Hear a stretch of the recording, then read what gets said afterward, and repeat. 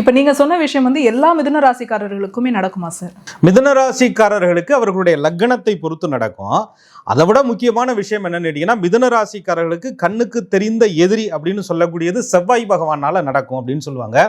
ஆனா அதுல சூட்சமம் என்னன்னா, அந்த செவ்வாய் வந்து காலச்சக்கரத்திற்கு 10ஆம் இடத்துல தொழில் ஸ்தானத்துல உச்சம் பெறதுனால, மிதுனம் என்னைக்கு தொழில் ஆரம்பிக்கிறாங்களோ, அவங்க வேலை பார்த்துக்கிட்டே இருப்பாங்க, திடீர்னு ஒரு விஷயத்த கத்துக்கிட்டாங்க, அதை வந்து தனக்கு அப்ளை பண்ணணும்னு நினைச்சு தொழிலை உருவாக்குறாங்கன்னா அன்னைக்கு தொழில் எதிரிகள் அதிகம் உருவாவாங்க. அதே மாதிரி மிதுன ராசிக்காரர்கள் தொழில் செய்கிற இடத்துல அதிகமாக எதிரிகள் உருவாவாங்க. அந்த எதிரி உங்க கண்ணுக்கு தெரிஞ்சு இருக்க மாட்டாங்க. அது உங்க ராசிக்கு 8ஆம் இடத்துல மகரத்துல போய் 6க்கு அதிபதி உச்சம் பெறதுனால மறைமுக எதிரிகள் தான் நண்பர்கள் போல் மிதுன ராசிக்காரர்களுக்கு உறவாடி கெடுப்பார்கள்.